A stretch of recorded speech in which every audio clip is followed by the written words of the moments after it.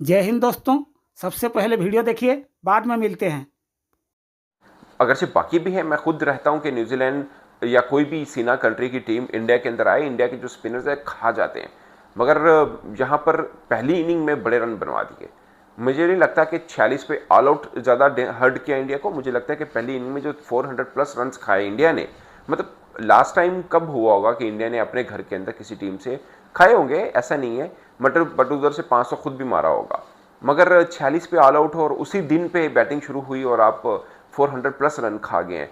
रविंद्रा अच्छा खेले थे, उन्होंने 150 कर दिया।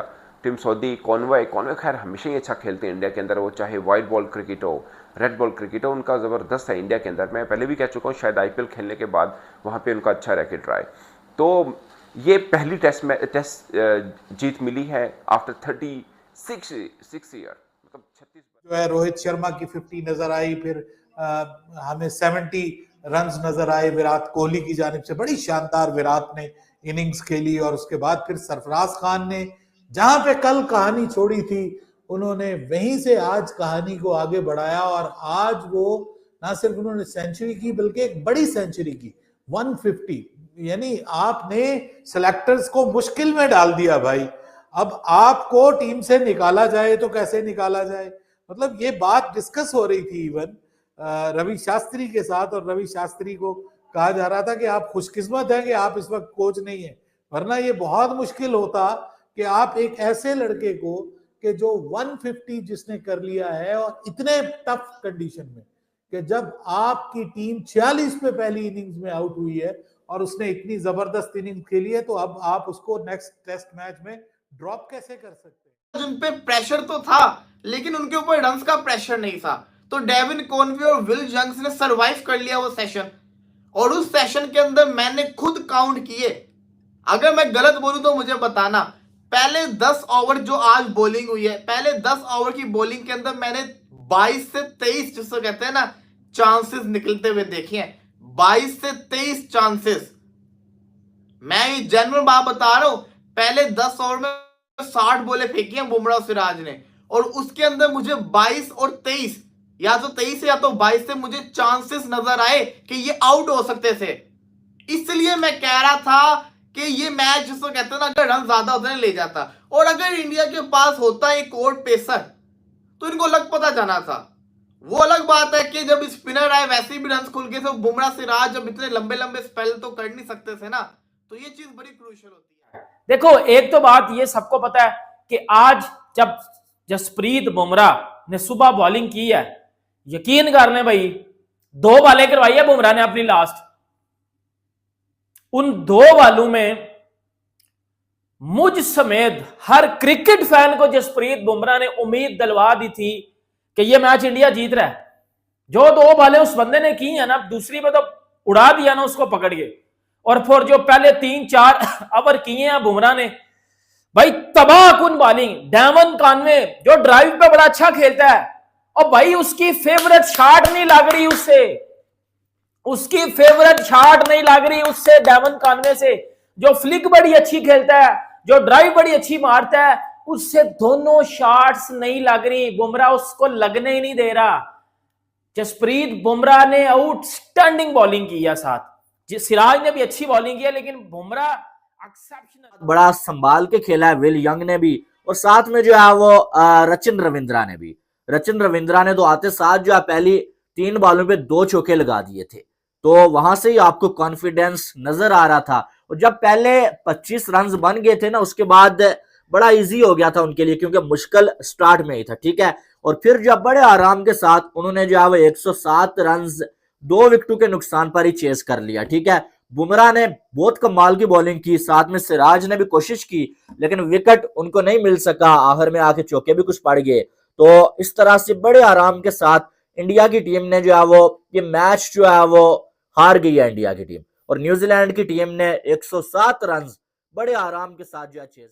तनवीर अहमद कहता है वीडियो चले या ना चले, व्यूज आए या ना आए।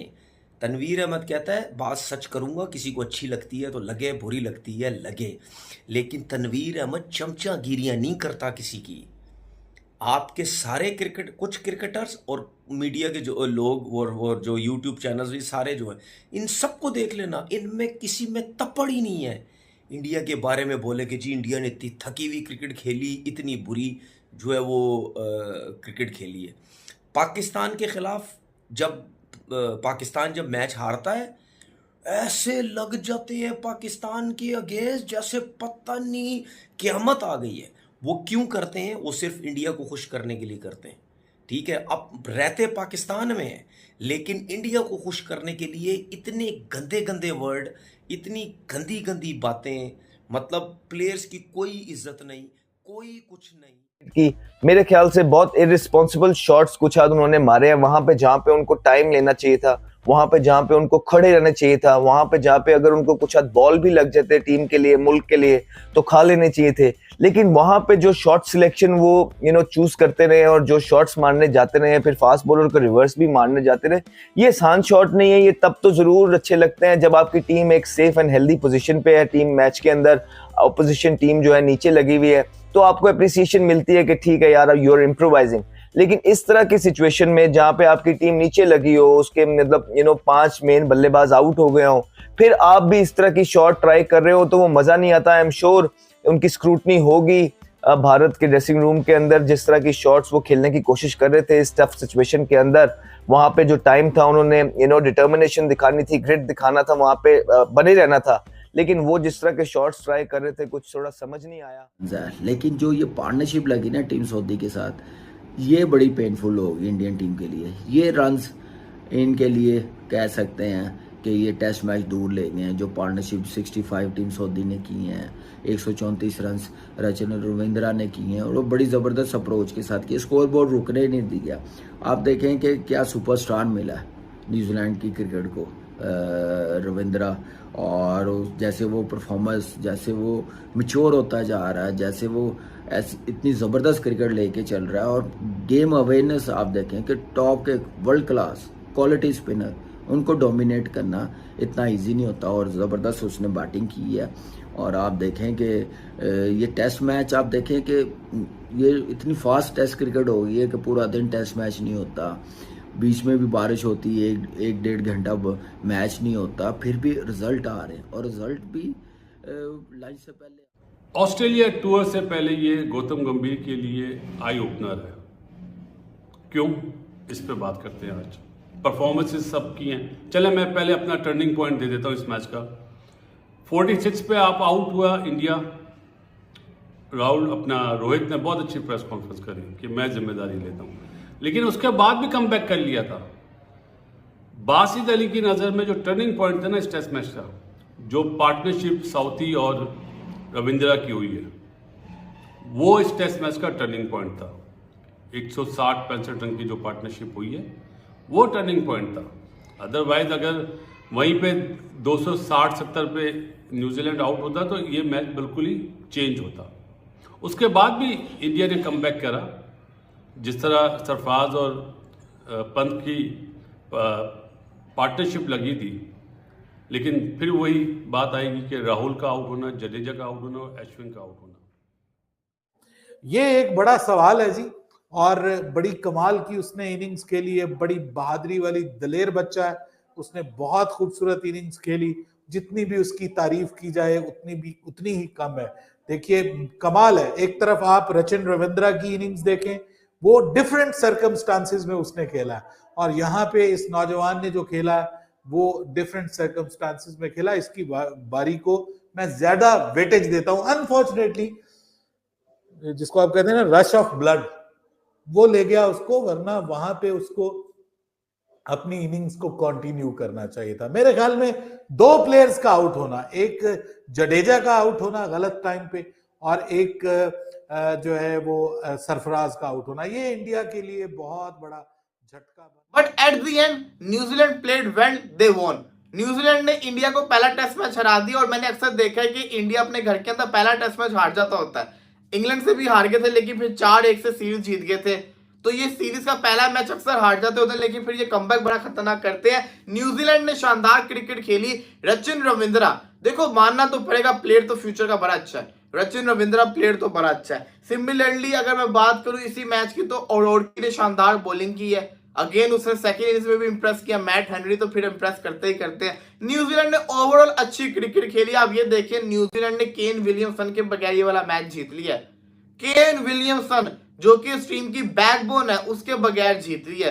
काइल जेमिसन की कमी मुझे लगता था शायद जिसको कहते हैं ना फील नहीं होगी, लेकिन जब कंडीशंस को देखा, पिचेस को देखा, मैंने कहा यार काइल जेमिसन जैसा बॉलर होना जरूरी था, लेकिन जरूरत ही नहीं पड़ी क्योंकि उनके पास बॉलिंग तो वैसे ही बड़ी अच्छी थी। बट ओवरऑल देखा जाए अच्छी क्रिकेट देखने को मिली। हाँ, इंडिया के पास मौके बहुत है इस टेस्ट मैच के अंदर, लेकिन उनको क्लिक नहीं कर पाए। जब पाकिस्तान हारता है तो व्यूज इतने आते हैं, आपकी सोच है। जब पाकिस्तान जीतता है बिल्कुल कोई नहीं देखता। जब इंडिया जीतता है ठीक है, वीडियोस लोग देखते हैं, व्यूज आते हैं। जब इंडिया हारता है कोई नहीं देखता है। ठीक है, मुझे तो इतना अरसा हो गया, मैं तो समझता हूँ ना, इसीलिए हमारे लोग इंडिया को खुश करने के लिए जब पाकिस्तान हारता है वो इतने बुरे, इतने गंदे तरीके से पाकिस्तान के अगेंस्ट जाते हैं। ठीक है, और वो तो इंडिया के कुछ लोग तो वैसे ही पाकिस्तान के अगेंस्ट हैं और वो उस चीज़ का फ़ायदा उठाते हैं। वो मीम्स बनाते हैं, बातें करते हैं, देखो जी वहाँ के लोग कितना लगे हुए पीछे, तो हम भी इनके साथ मिलके पाकिस्तान की बैंड बजाते हैं। ठीक है, लेकिन जब पाकिस्तान इंडिया हारता है तो हमारे लोग इस वजह से उनकी बैंड नहीं बजाते क्योंकि वो हमारे लोग डॉलर कमाने के चक्कर में हैं। ये डॉलर के चक्कर में इंडिया की साथ देते और अपनी मुल्क की बजाते हैं। ये मसला शुरू होता है पहली इनिंग्स से। पहली बात तो यह है कि रोहित शर्मा पिच को रीड करने में नाकाम हुए और वहां से जब पहली इनिंग्स में आप 46 पे आउट हो जाएं, 300 प्लस की लीड दूसरी टीम हासिल कर ले, वहां से ही जो आधा मैच दूसरी टीम के हाथ में चला जाता है। ये तो बाद में बहुत ही कमाल का कमबैक हुआ और ऋषभ पंत और साथ में सरफराज खान की कमाल की बैटिंग की बदौलत इंडिया ने जो कमबैक किया और इंडिया टारगेट देने में कामयाब हुआ। मैंने कल जब सरफराज और पंत खेल रहे थे ना, मैंने यही बोला था कि इंडिया को अगर ये मैच जीतना है ना तो इंडिया को कम अज कम 250 रन का टारगेट देना पड़ेगा। 250 रन होगा, थोड़ा टीम प्रेशर में होगी तो आपके बॉलर्स के पास कुछ जो वो मौका होगा कि वो जो दूसरी टीम को फंसा के बैटर्स को सेट करके आउट करें। ठीक है, लेकिन यहाँ पर रन ही कम थे, एक चौका लग रहा था, प्रेशर और ज्यादा चढ़ता जा रहा था, जिसकी बदौलत जो है वो अब देखें उन्होंने जो 3-4 चौके, जब वो रचिन ने आके 2 चौके लगाए तो बहुत सारा प्रेशर जो है वो उनके ऊपर से हट गया था और इंडिया के बॉलर्स के ऊपर प्रेशर आ गया था। तो अब देखना यही है कि भारत इस चीज को कैसे काउंटर करता है, किस तरह जो है ना इस मैच के अंदर वापस आता है, क्योंकि world test championship on stake पे है। Bharat would love to be a part of it, जिसके लिए ये जो 3 मैच इनके घर के अंदर हैं ये बहुत इंपॉर्टेंट है, बिकॉज अगला जो टूर है भारत का वो ऑस्ट्रेलिया के अंदर है और भारत को इस चीज का बिल्कुल बखूबी आइडिया होगा। अब देखते हैं भारत किस तरह कमबैक करता है या न्यूजीलैंड एक अच्छा स्टार्ट करने में भारत के अंदर कामयाब होगा। आप देखें कि ये टेस्ट क्रिकेट को मैं समझता हूँ कि कुछ टीमों ने बचाया हुआ है अपनी अप्रोच से और उसके बाद जो इंटेंट नज़र आता है, जैसे थोड़ी सी फास्ट टेस्ट क्रिकेट कर दी है। और इसमें दूसरी चीज़ ये भी है कि आईसीसी ने वर्ल्ड टेस्ट चैंपियनशिप जो शुरू करवाई है, जो इंटरेस्ट डेवलप हुआ लोगों में, फैंस में, कि पहले होती थी बड़ी बोरियत क्रिकेट होती थी, टाइम किल करते थे, 30 या 25 के स्ट्राइक रेट के साथ खेलना, 1.5 दिन 2 दिन बारी लेने के बाद 350-400 स्कोर करना। अब वो चीज़ें सारी ख़त्म हो कर दी हैं क्योंकि ये टेस्ट क्रिकेट को बचाना बड़ा ज़रूरी था, क्योंकि इस टेस्ट क्रिकेट से ही प्लेयर्स ग्रेड बनते हैं और वो ऐसे ही बनने हैं जब आप टेस्ट क्रिकेट को कोई वैल्यू दे। इंडिया ने जैसे दी अपनी डोमेस्टिक और रेड बॉल क्रिकेट को वैल्यू दी, ऑस्ट्रेलिया ने दी है, इंग्लैंड ने दी है, न्यूजीलैंड आप देख लें, साउथ अफ्रीका देख लें, सारी टीमें अब टेस्ट क्रिकेट की तरफ वापस आ रही है और फैंस वापस आ रहे हैं। हाँ, अगर यहाँ पे 250 रन करने होते हैं न्यूजीलैंड को तो फिर ये बॉडी लैंग्वेज नहीं होती। इंडिया को जो सबसे बड़ी प्रॉब्लम हुई है ना इस मैच से, जो नज़र आई है मुझे, वो बात करता हूँ। बुमराह का पार्टनरशिप में कोई बॉलर नहीं है अभी। शामी का फिट होना बहुत ज़रूरी होगा। ऑस्ट्रेलिया टूर के लिए बात कर रहा हूँ। अगले मैचों में तो स्पिन ट्रैक बना के आप जीत जाएंगे, लेकिन WTC फाइनल के लिए अब आपको 3 मैच जीतने लाजमी। 3 मैच। तो उसके लिए आपको ऑस्ट्रेलिया में बुमराह का पार्टनर चाहिए होगा, 1 नहीं 2, चाहे वो यादव हो, चाहे वो आकाश हो, चाहे वो सिराज हो, चाहे वो शामी हो। ये वो पॉइंट्स हैं जो मुझे नज़र आए, मैंने कहा आज लिखूंगा नहीं, आज बात करूंगा। बुमराह ने आज 8 ओवर का जो स्पेल करा ना, उसमें वसीम भाई के वकार की याद दिलाई कि किस तरह ball beat beat beat beat है, दम है। लेकिन ये सोच लें कि क्या बुमराह वर्सेस ऑस्ट्रेलिया होगा? नहीं, आपको 2 फास्ट बॉलर और चाहिए। यकीन करें, अगर इंडिया के पास इधर तीसरा पेसर होता, मोहम्मद शामी तो नहीं है, लेकिन आकाशदीप को भी अगर इंडिया ने खिलाया होता इधर इस कंडीशन में, यार बादल आ रहे थे, बादल जा रहे थे, तीनों चढ़े होते ऊपर, ये काम पड़ जाना था, ये काम पड़ जाना था। गलती क्या हुई, बेंगलुरु में कंडीशन आप सबको पता थी पहले भी। 3 स्पिनर खिलाना मुझे थोड़ा सा ऑकवर्ड लगा कि 3 स्पिनर आप क्यों लेके आए हो। आप 2 स्पिनर खिलाते, आप प्लस 3 फास्ट बॉलर के साथ जाते, जिस तरह न्यूजीलैंड ने किया है। उन्होंने इजाज पटेल के साथ ग्लेन फिलिप से बॉल करवाई, उसके बाद उन्होंने जो है वो रचिन रविंद्रा से बॉल करवाई, साथ वो 3 फास्ट बॉलर लेके चढ़े हैं। आप भी ये काम कर सकते थे, मतलब आप जो है वो 3 फास्ट बॉलर लेके चढ़ते, 2 आपके स्पिनर थे, तो इंडिया अच्छा करता। लेकिन इंडिया 46 पे ऑल आउट पहली इनिंग्स में हो गया था। उसके बाद देखो इंडिया ने क्या किया, उसके बाद अच्छी क्रिकेट खेला है इंडिया, न्यूजीलैंड ने खेला, उसके बाद अच्छी क्रिकेट इंडिया ने खेली है। बहुत से लोग जो देख रहे होंगे वो भी फायदा शायद नहीं हुए होंगे।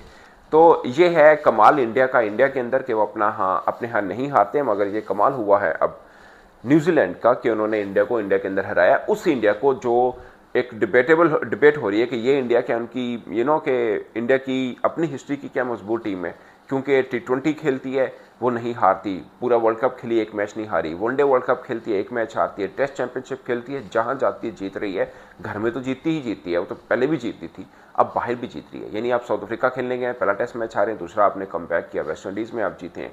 अभी बॉर्डर गावस्कर सीरीज़ होनी है, इंडिया का पलड़ा थोड़ा भारी माना जाता है। हालांकि ऑस्ट्रेलिया के अंदर कोई एशिया टीम जाए और वो फेवरेट मानी जाए, ये बहुत कम होने को आया है। मगर इंडिया के अंदर इंडिया को हराना, मुझे लगता है कि बहुत कम लोग होंगे जो सोचेंगे कि न्यूजीलैंड की टीम ये कर दिखाएगी। अब उन्होंने कर दिखाया है। दोस्तों वीडियो कैसा लगा आप नीचे कमेंट करके बताइए। अगर वीडियो पसंद आया तो वीडियो को लाइक कर दीजिए और चैनल को सब्सक्राइब कर दीजिए और शेयर भी कर दीजिए।